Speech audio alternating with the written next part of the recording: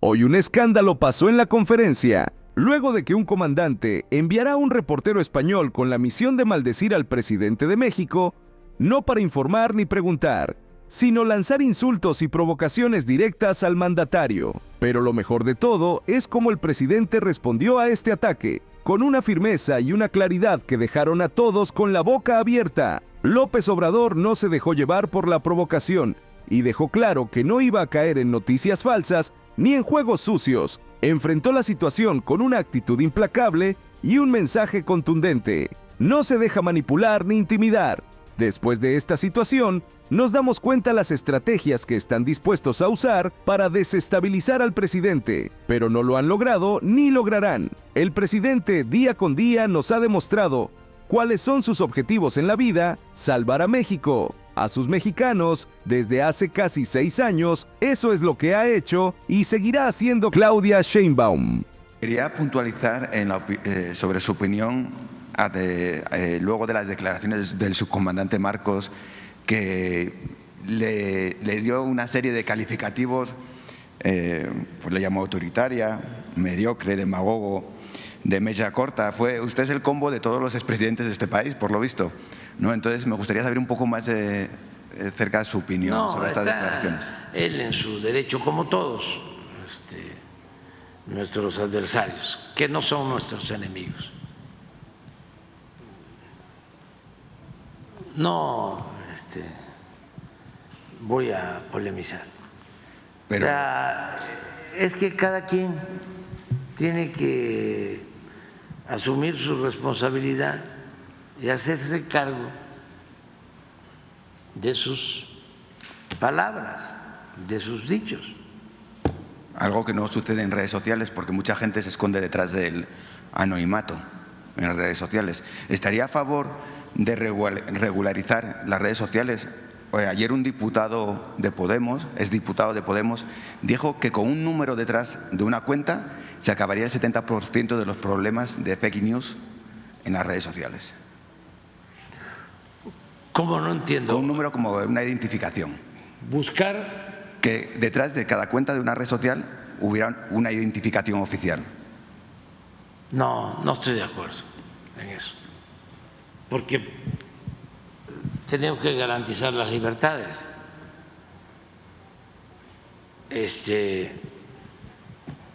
Incluso hasta el anonimato. Lo más importante es la libertad de expresión.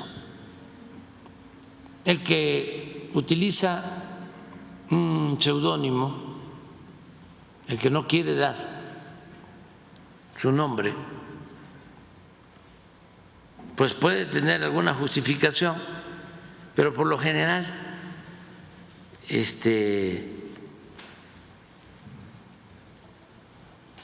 no se ve bien en un país libre, democrático. Pero es válido. En la época de la lucha revolucionaria, los escritores antiporfiristas recurrían a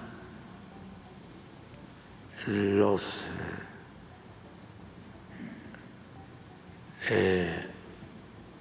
seudónimos.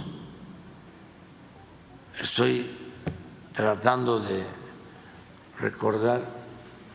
Urrea era Cabrera, escritor, no, el sobrino. ¿De Luis Cabrera? No, no era Luis, era,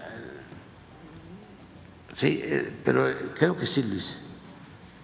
Sí, él era escritor antiporfirista y firmaba sus artículos. Como Urrea era el segundo apellido. Era sobrino de Daniel Cabrera. Era Luis Cabrera. Luis Cabrera.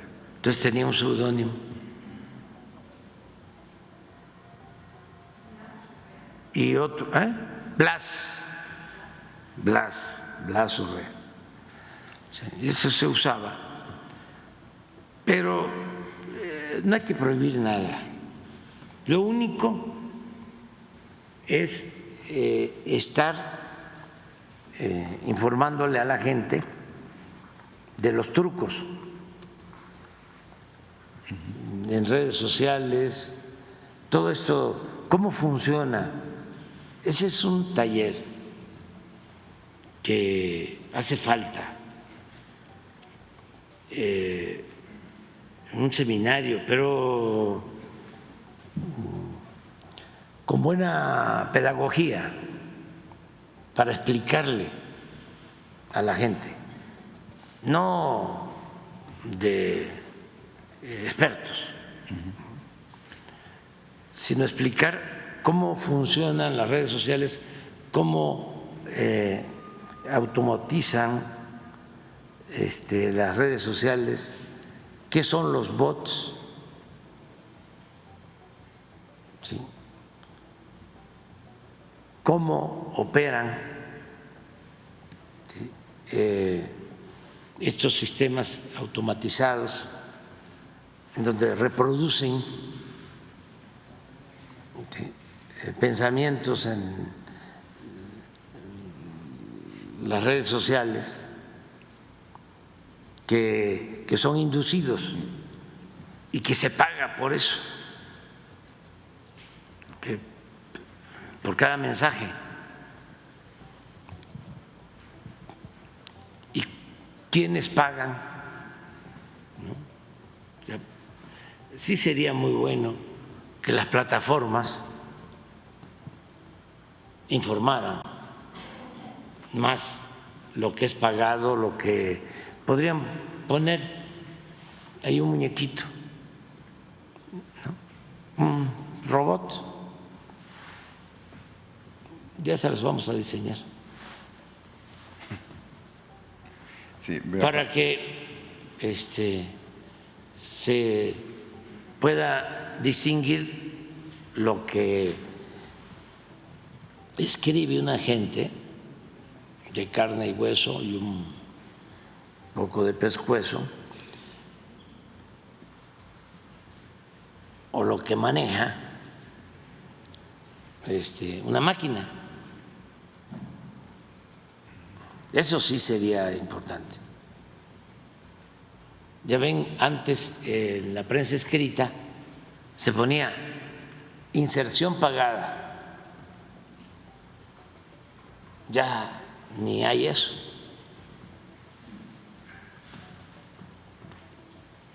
Pero se hacía un manifiesto o se escribía algo de una empresa, de un partido, y le ponían inserción pagada. Ahora que sacó su postura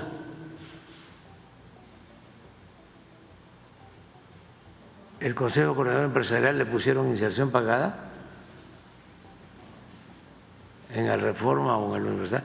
Pregunto a ustedes,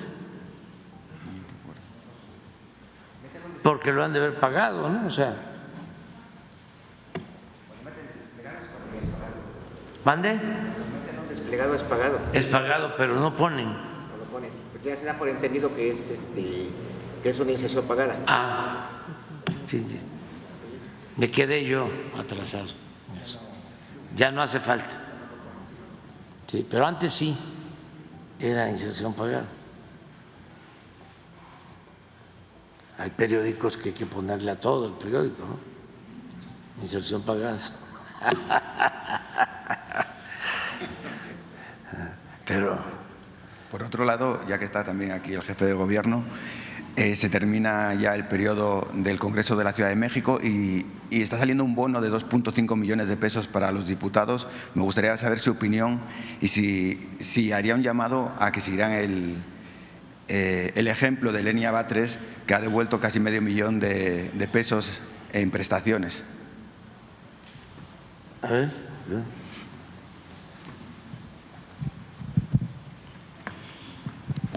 Bueno, a mí me ha tocado ser legislador en alguna ocasión y aquí quiero comentar en el año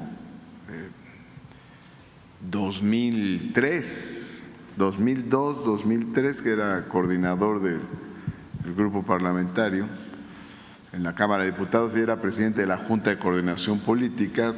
Nos tocó un episodio sobre estos temas que ocurren frecuentemente en los órganos legislativos. Mi opinión entonces fue precisamente que no tenía que haber bonos de marcha. Eso es lo que opino. Pero existe, haría un llamado a que se devolvieran este bono, igual que está haciendo el Congreso de Puebla, que ha desaparecido. En general, en cualquier congreso y en la administración pública, esa es mi opinión. Que no deben existir estos llamados bonos de marcha. De acuerdo.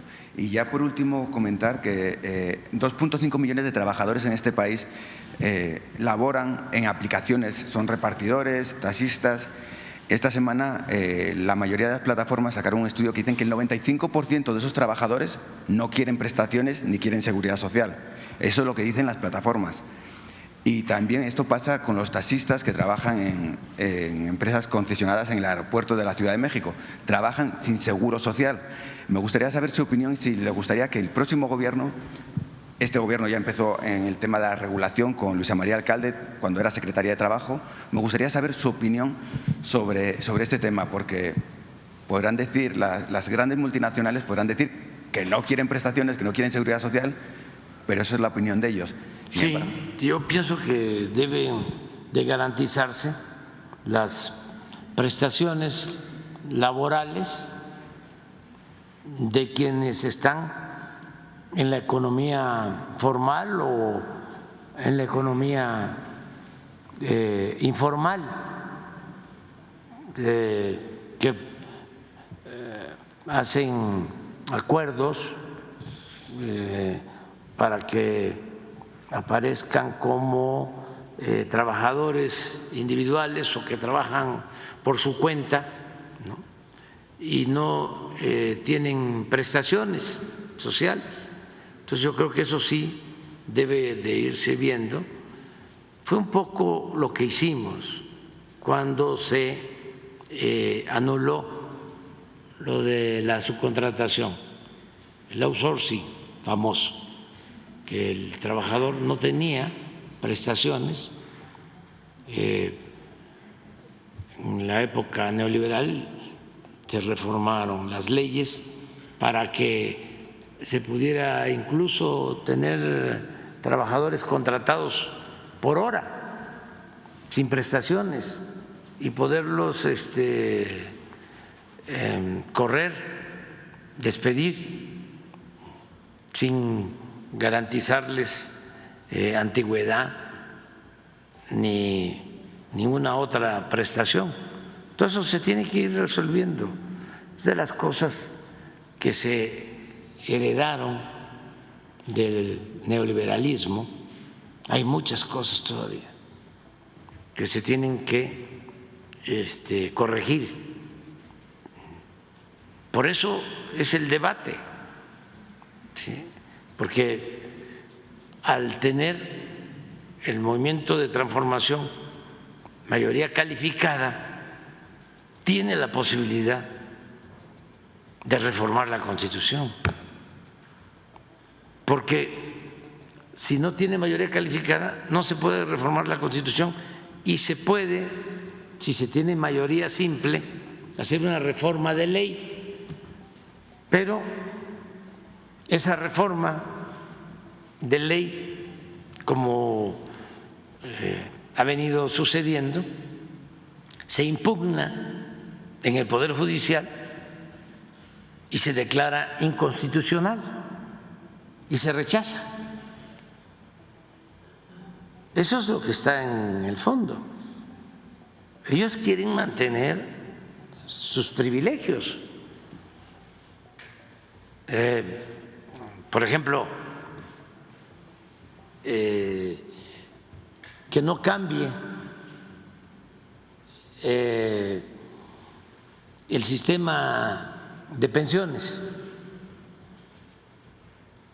Si no quiere decir que deba de cambiar o que deban de desaparecer las afores. Nosotros no lo hicimos. Pero sí se hicieron modificaciones para que no cobraran tanto las afores a los trabajadores de comisión, porque cobraban las afores en México las comisiones más altas de toda América. Entonces, se hace la reforma, se llega al acuerdo. A ver, van a continuar los sistemas de manejo de las cuentas con afores, pero tenemos que bajar, reducir lo que cobran de comisiones mediante una fórmula, y eso se logró. Lo otro, van a continuar las afores, pero tenemos que crear un fondo para que los trabajadores al momento de jubilarse no reciban, como estaba en la Constitución, solo el 30% de su salario, porque eso es una gran injusticia. Pero nada de eso se puede hacer si no hay reformas constitucionales, que es lo que quisieran los que antes eran los dueños de México o se sentían los dueños de México. Y en cuanto al Poder Judicial, miren, nada más, ayer se me pasó, pero me llegó esta nota. Ahorita es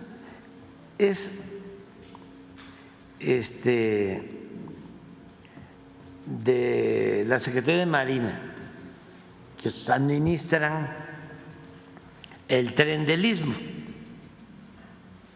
Les voy a leer la nota que me entregaron ayer. Ayer fue 20, ¿verdad? Sí. No. Antier. Sí, viene firmada el 20, me llegó ayer, la mañana. Dice información. Un señor que no voy a dar su nombre.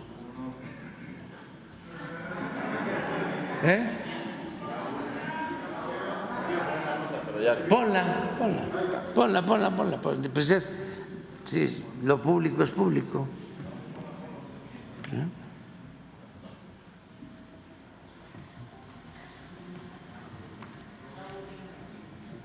Raúl Bringas Burelo, basado en el decreto de ocupación temporal de los tramos que tenía concesionados Ferrosur. Esto es ¿cómo se llama? También Ferrosur. Bueno, Grupo México. Grupo México. En el corredor interoceánico, publicado en el 23, solicitó una indemnización,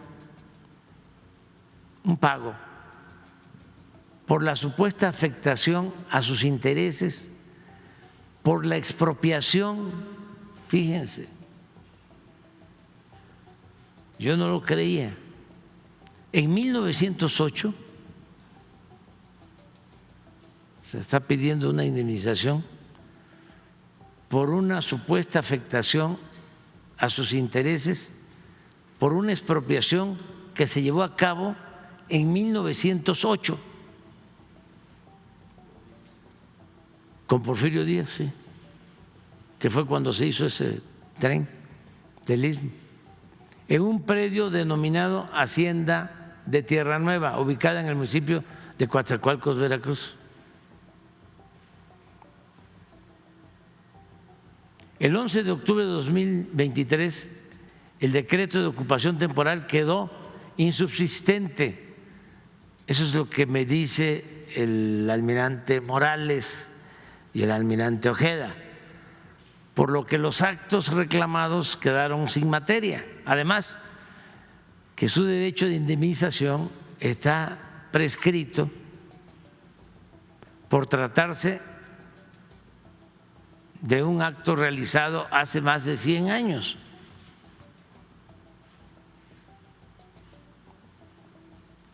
Esto también lo estoy dando a conocer para que los trabajadores del Poder Judicial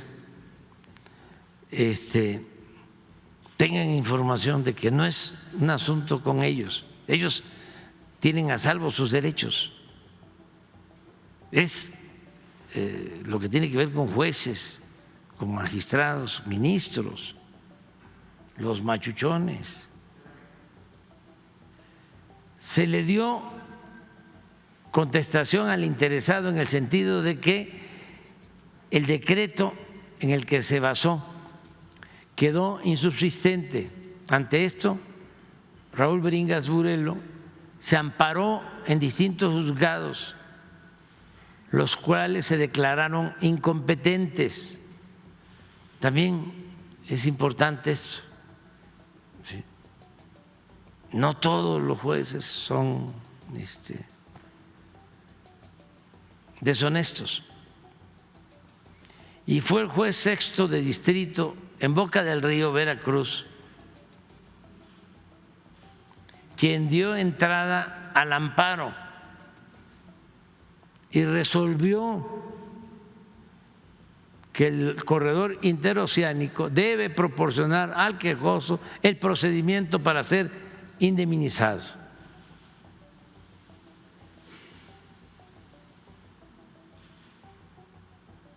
El juez sexto de distrito ignoró por completo los argumentos de la empresa ferroviaria del Istmo, aun cuando el recurso de amparo se interpuso de manera extemporánea, denotando una total parcialidad hacia el quejoso y reconociendo un beneficio prescrito y el cual no fue reclamado bajo el procedimiento legal establecido. La empresa de Marina que administra el tren del Istmo presentará recursos de revisión ante el tribunal colegiado y además presentará una queja ante el órgano interno del Consejo de la Judicatura Federal. Fíjense lo esperanzado que está el almirante.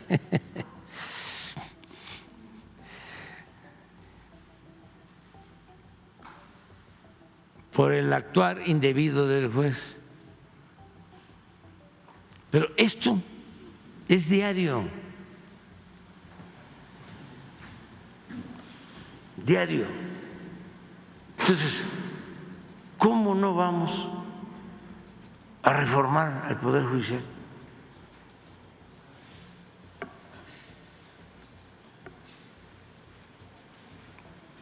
Y quienes defienden que siga el Poder Judicial como está, pues están defendiendo esto. Ustedes saben que si hay una decisión de un juez, incluso de magistrados, de ministros, de que se pague, si el servidor público no paga, puede ser destituido y juzgado. Cuando yo era jefe de gobierno, abundaban estos casos y querían que pagáramos indemnizaciones de tiempo atrás.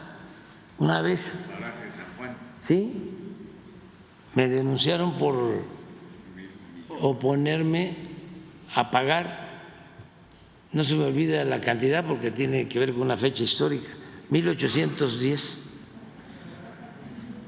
millones de pesos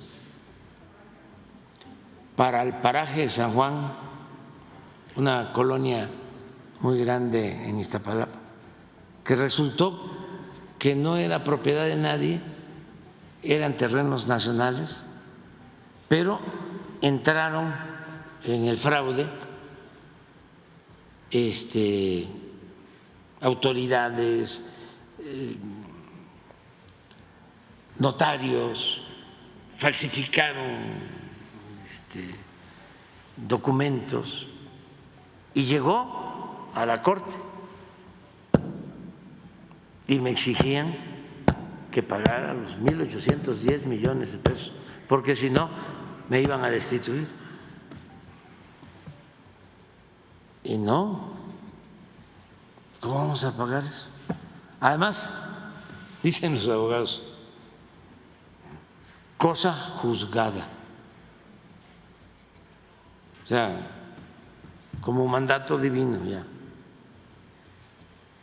Ya no hay otra instancia, ya no se puede hacer nada. Y todo esto está vinculado a la corrupción, porque al momento que una autoridad judicial ordena a un funcionario que pague, el funcionario ya tiene una justificación y entonces paga y recibe por haber pagado, por haber hecho el trámite, por portarse bien, una compensación, una recompensa, un soborno, un moche. Pero esto es así. Entonces debemos de seguir limpiando de corrupción.